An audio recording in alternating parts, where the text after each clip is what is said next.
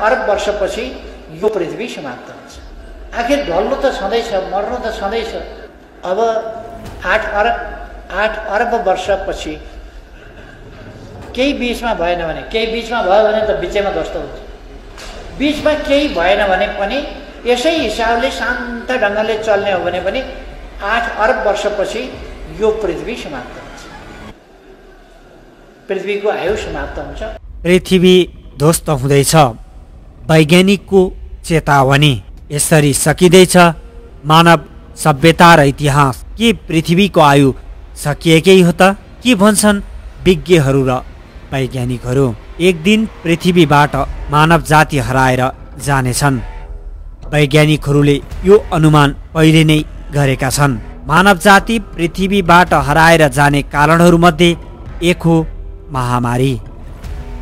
करिब 100 वर्ष अघि देखिएको स्पेनिस फ्लू होस् या हालको कोरोना भाइरस महामारी यो वैज्ञानिकहरूको अनुमानलाई पुष्टि गर्ने प्रमाण हो। स्पेनिस फ्लू र अहिलेको महामारी त लगभग नियन्त्रणमा आयो, तर वैज्ञानिकका अनुसार भविष्यमा यस्ता महामारी पनि आउन सक्छन् जसलाई मानव जातिले नियन्त्रणमा लिन सक्ने छैन, जसकारण मानव जाति लोप हुन सक्नेछ। यसबाहेक यस्ता थुप्रै कारणहरू छन् जसका कारण मानव जाति एक दिन यो पृथ्वीमा रहने छैन, तर यहाँको जीवन भने चलिरहनेछ। बस हाम्रो ठाउँमा अरू कसैको वर्चस्व हुनेछ। हामी भाग्यमानी छौँ, हामीसँग सूर्य छ जसले ऊर्जा दिन्छ। हामी सूर्यसँगको त्यो दूरीमा छौँ जहाँ पानी तरल रूपमा रहन्छ, जसलाई वैज्ञानिक भाषामा गोल्डीलक्स जोन भनिन्छ। हामीसँग ठुलो आकारको चन्द्रमा छ जसको गुरुत्वाकर्षणका कारण पृथ्वी आफ्नो कक्षबाट डगमगाउँदैन र मौसम प्रणाली स्थिर रहन्छ। पृथ्वीको माथि वायुमण्डलमा ओजन तह छ जसले सूर्यबाट आउने घातक रेडिएसनबाट जोगाउँछ र पृथ्वीसँग चुम्बकीय क्षेत्र छ जसले सूर्यबाट आउने सौर्य तुफानबाट पृथ्वीलाई जोगाउँछ। यी कारणले नै पृथ्वी हराभरा छ।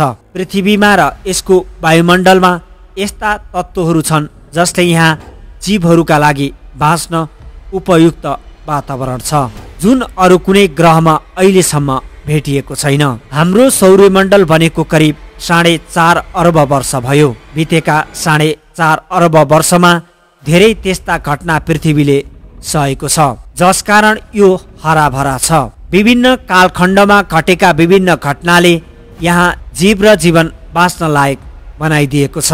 आज पृथ्वीमा मानव जातिको वर्चस्व छ जस्तो कि कुनै समय डाइनोसोरको थियो र त्योभन्दा अघि अरू कुनै जीवको।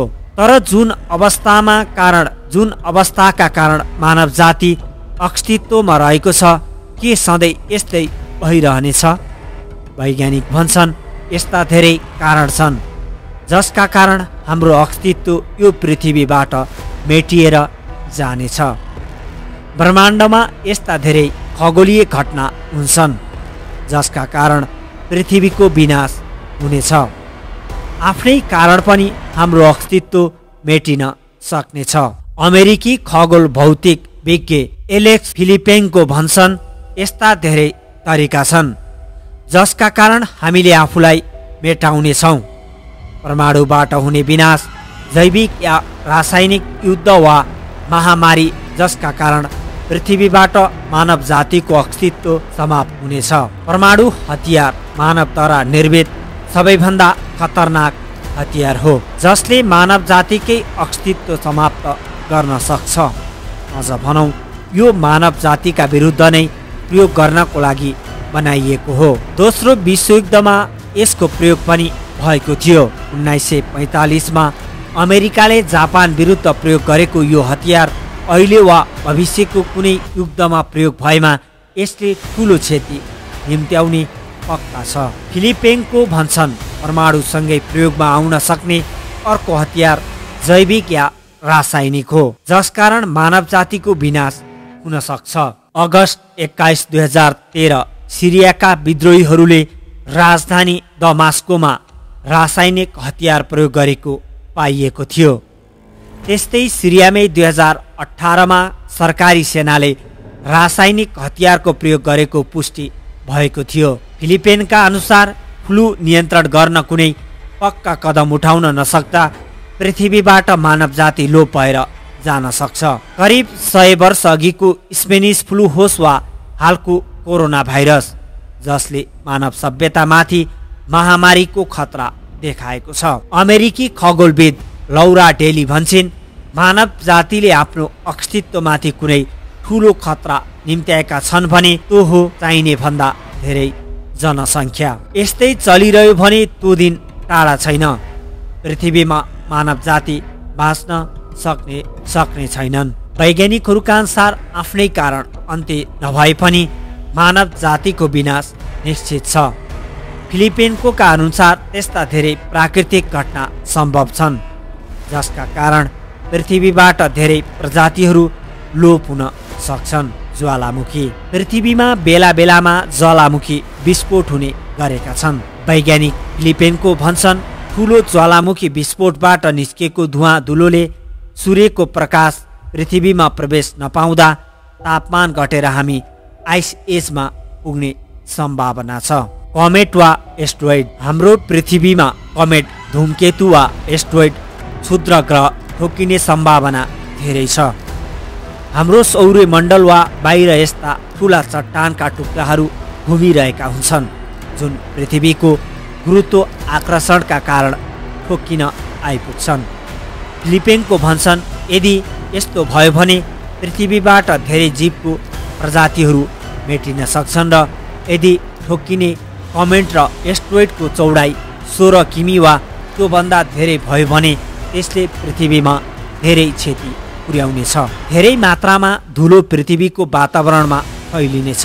सूर्यको प्रकाश पृथ्वीमा घुम्न पाउने छैन, जसकारण वनस्पति नासिनेछन्। पहिला शाकाहारी जीव मर्नेछन् अनि मांसाहारी जीव मर्नेछन् र अन्त्यमा धेरैजसो जीवहरू पनि। ठक्करका कारण निस्कने कार्बन डाइअक्साइड पानीमा मिसिएर अम्लीय वर्षा हुनेछ, जसकारण अन्नबाली र समुद्री जीवहरू सकिनेछन् र अन्तमा पृथ्वीबाट 75% जीवको विनाश हुनेछ।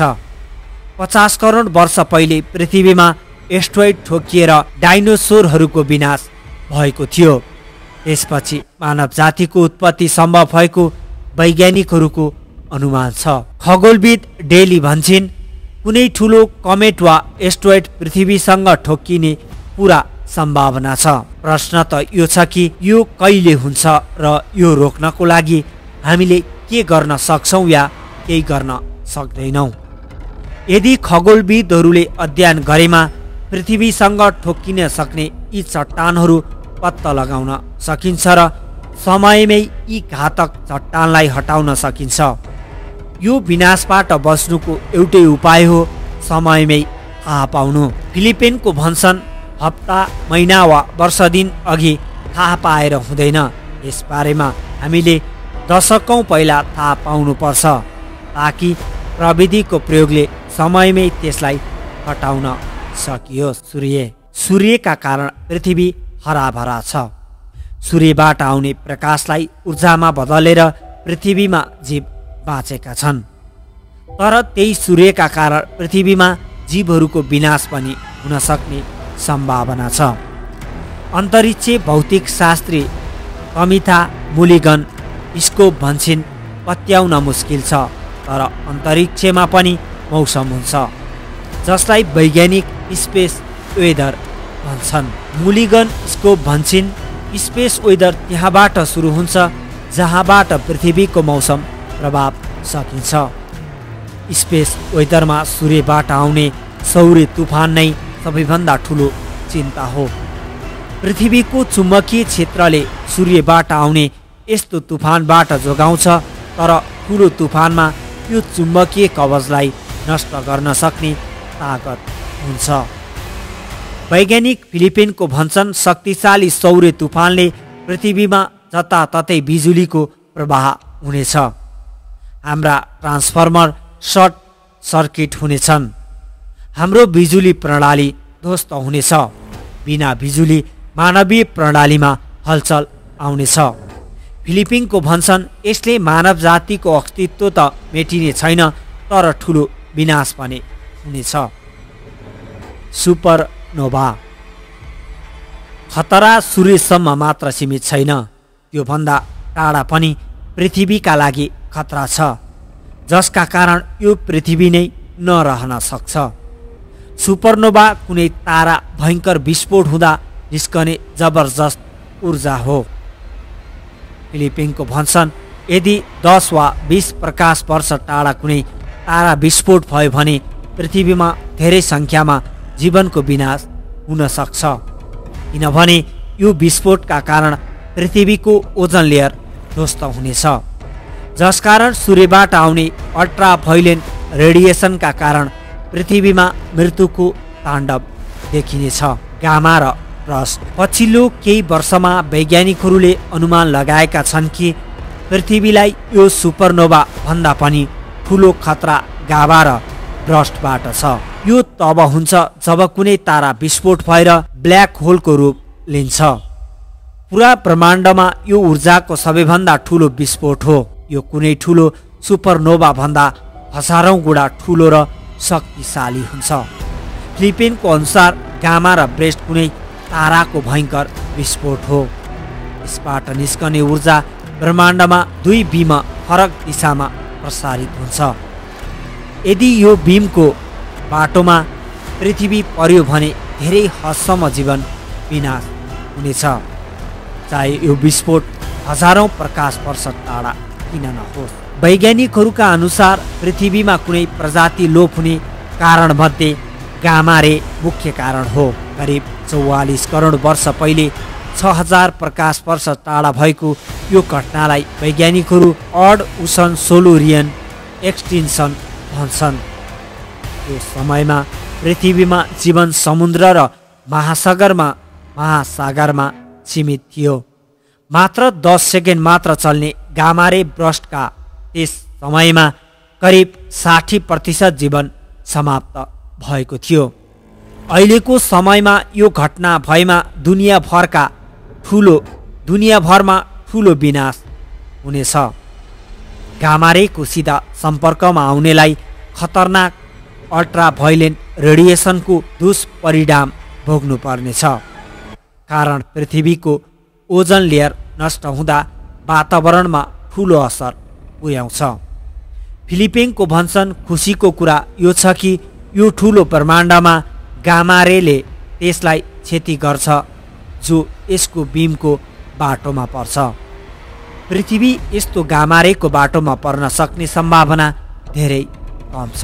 हामीसँग चिन्ता लिनुपर्ने यो भन्दा पनि ठुलो खतराहरू छन्। ब्ल्याक होल अस्तित्वमा छ।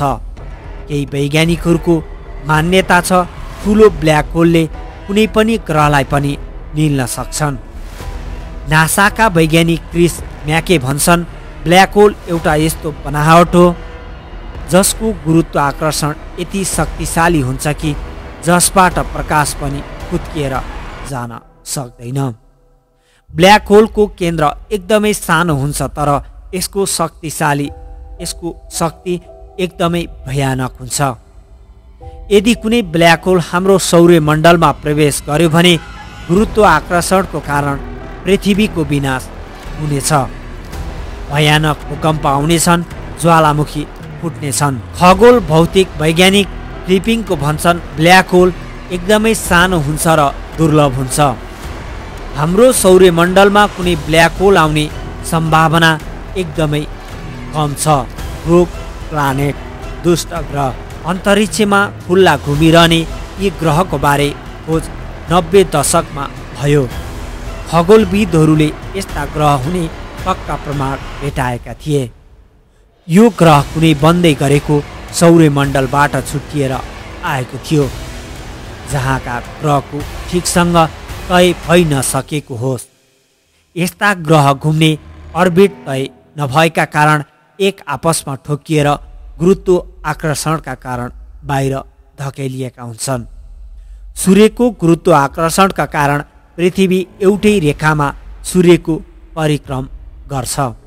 तर कुनै नियन्त्रण बिना यी ग्रह अन्तरिक्षमा एक्लै घुमिरहेका हुन्छन्। वैज्ञानिकहरूका अनुसार हाम्रो मिल्की वे तारापुञ्जमा अरबौं यस्ता ग्रह घुमिरहेका छन्। यसमध्ये कुनै एक घुम्दै हाम्रो सौर्यमण्डलमा आउन सक्छ र पृथ्वीसँग ठोकिने सम्भावना हुन्छ। यदि कुनै ग्रह यसरी ठोकिन आइपुगेमा हाम्रो पृथ्वी पुरै ध्वस्त हुनेछ। यसरी आइपुगेको ग्रहले ग्रहहरूलाई घुमिरहने आफ्नो अर्बिटबाट भट्काउन सक्छ। यसले पृथ्वीलाई सूर्यतिर धकेल्न सक्छ वा सौर्यमण्डलबाट बाहिर धकेल्न पनि सक्छ। फ्लिपिङको भन्छन् यी ग्रह टाढा छन्। यी ग्रह टाढा त हुन्छन् तर हाम्रो सौर्यमण्डलसम्म आइपुग्दैनन् भन्न सकिँदैन, किनभने अन्तरिक्षमा यिनीहरूको गति धेरै तेज हुन्छ, जसकारण ग्यालेक्सीको गुरुत्व आकर्षणले कुनै असर गर्दैन। यदि हामीसँग कुनै रोग प्लानेट ठोकियो भने हाम्रो पुरै सौर्यमण्डल ध्वस्त हुन सक्छ। खुसीको कुरा के छ भने वैज्ञानिकहरूले अहिलेसम्म पत्ता लगाएको हामीसँग सबैभन्दा नजिकको रोग प्लानेट 42,000 प्रकाश वर्ष टाढा छ। यी सबैबाट बचे पनि पृथ्वीको अन्त्य अवश्य हुनेछ। अमेरिकी वैज्ञानिक फ्लिपिनको भन्छन् 1 वा 2 अर्ब वर्षभित्र पृथ्वीका महासागरहरू बाफ बनेर सुक्नेछन्, किनभने तातो हुँदै गएको सूर्यको कारण पृथ्वीमा तापक्रम बढ्नेछ। पृथ्वीमा पानी रहने छैन। वैज्ञानिकका अनुसार सुदूर भविष्यमा सूर्यको पनि अन्त्य हुनेछ। फ्लिपिङको भन्छन् सूर्यले आफ्नो आधा उमेर बाँचिसकेको छ। अबको करिब 5 अर्ब वर्षभित्र सूर्यले रेड जाइन्टको रूप लिनेछ। सूर्यको तापक्रम असाध्यै धेरै हुनेछ, हालको भन्दा चम्किलो हुनेछ। आकार पनि ठुलो हुनेछ। आकार बढ्दै जाँदा सूर्यले सबैभन्दा पहिला नजिकको बुध ग्रह, त्यसपछि शुक्र र त्यसपछि पृथ्वीलाई निल्नेछ। केही वैज्ञानिकको मान्यता छ पृथ्वी घुम्दै सूर्यमा विलय हुनेछ। पृथ्वी सूर्यमा विलय नभए पनि यो चाहिँ पक्का छ। सूर्य आजको भन्दा हजारौं गुणा ठुलो हुनेछ र पृथ्वीको तापक्रम निकै धेरै हुनेछ, जहाँ जीवन सम्भव हुने छैन। वैज्ञानिकका अनुसार जब सूर्यको अन्तिम समय आउँछ उसको मास लगातार घट्नेछ। सूर्यले आफ्नो विशाल गुमाउँदै जानेछ, उसको आकार घट्दै जानेछ, जसकारण पृथ्वी सूर्यबाट बिस्तारै टाढा जानेछ, किनभने सूर्य र पृथ्वीको गुरुत्व आकर्षण कमजोर हुनेछ। वैज्ञानिक भन्छन् घुम्दै पृथ्वी सूर्यमा विलय हुनेछ वा टाढा जानेछ। ठ्याक्कै भन्न सकिन्न, तर जे हुनेछ हाम्रो पृथ्वीका लागि त्यो दुःखद अन्त्य हुनेछ। नासाका वैज्ञानिक क्रिस म्याके भन्छन् पृथ्वीको अस्तित्व अरबौं वर्षदेखि छ र यसको भविष्य आउने अरबौं वर्षसम्म रहनेछ। हामी पृथ्वीमा आएको 5 लाख वर्ष पनि भएको छैन। यो ग्रहको लामो इतिहासमा हाम्रो उपस्थिति बस एउटा सानो समयको लागि मात्र हो। ब्रह्माण्डमा भएका हरेक चिजको निश्चित आयु छ। वैज्ञानिकहरूको मान्यता छ यो ब्रह्माण्डको नै निश्चित आयु छ। समयको कुनै कालखण्डमा गएर तपाईँले देखेका धेरै कुराहरू अस्तित्वमा रहने छैनन्। हामी मानव अस्तित्वमा रहने छैनौँ। यो पृथ्वी अस्तित्वमा रहने छैन। यो सूर्य अस्तित्वमा रहने छैन। यो हाम्रो सौर्यमण्डल अस्तित्वमा रहने छैन। हाम्रो सौर्यमण्डल रहेको मिल्की वे ग्यालेक्सी अनि यो पुरै ब्रह्माण्ड अस्तित्वमा रहने छैन, तर त्यसका लागि धेरै समय छ। डिस्कभरी साइन्सको सिक्रेट अफ अर्थ कार्यक्रमको सम्पादित अंश यो सामग्री प्रभात खनालले अनुवाद गरेका हुन्।